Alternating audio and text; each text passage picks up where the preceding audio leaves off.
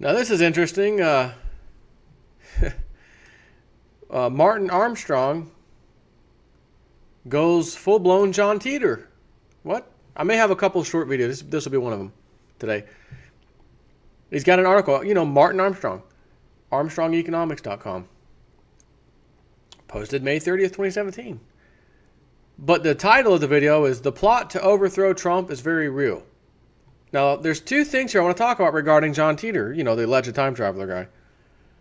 He said this revolution would come, the Civil War, and it would be based on a problem with the elections. So, if Donald Trump is overthrown in any way, shape, or form, and you know how hard they're trying, I would say we may have had a problem with the elections, as in we elected somebody, we picked them, and they still got taken out. Right? And that could potentially cause a civil war. Right? But that's not what I'm here to tell you about. Even though I'm going to include that because it's valid. It's at the very end of this small little article he wrote, which made me think, oh, John Titor. Oh. The plot to overthrow Trump is very real, he says. There is a very real plot to overthrow Trump led by the political establishment and aided by the mainstream press. This is not simply speculation. This is the real deal. Of course, the Washington Post and New York Times are in full swing to get rid of Trump. No matter what it might be, the twist is always against Trump right now, even down to the story of how Sean Spicer wanted to see the Pope because he is a devout Catholic and was denied.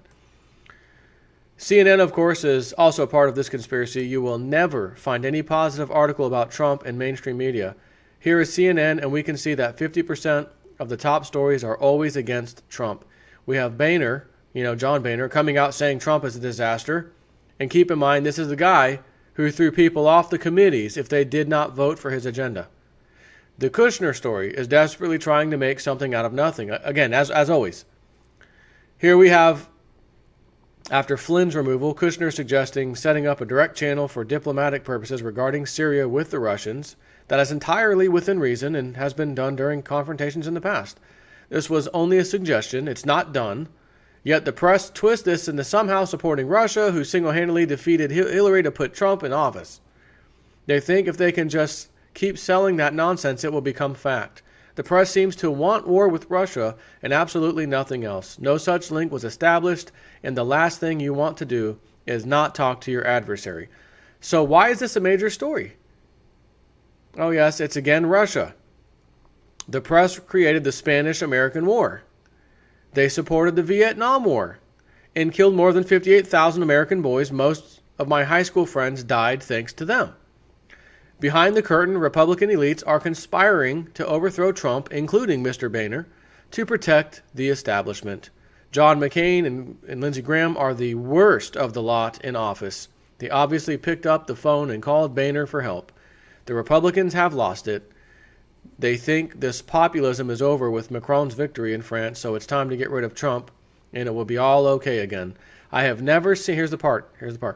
I have never seen such an all-out effort on a massive coordinated effort to reject the people's demand for reform, which again is why we voted for Trump. This is highly dangerous, for we can very well move forward or toward civil war. These people think getting rid of Trump and it will be all roses and raining money for them once again. They are dead wrong, and our model, his model, also warns that the United States can break up as a result of this by 2032 to 2040. John Titor specifically said the United States, after the end of the big war he talked about, which did include China and Russia, it was a world war, it was fast, it was furious, it was brutal. A lot of people died. And he said, again, it was a result of pretty much American politics, the status quo. And the Civil War stemmed because of a quote-unquote problem with the elections. And maybe it's not this election, even though they're trying desperately to get rid of him. Maybe it's the next one in 2020. You know what I mean? I don't know. But he said, Titor, the United States was broken up into 5 different sectors. One was more of a military side, one was an economic side, one was like a food and grain or something. I'm just trying to remember. I haven't looked this stuff up in quite a long time.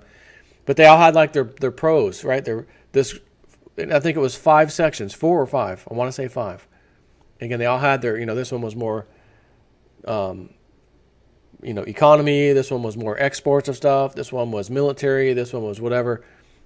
And he mentioned how at that point later, every president was, from that point forward, was voted in and out like every year.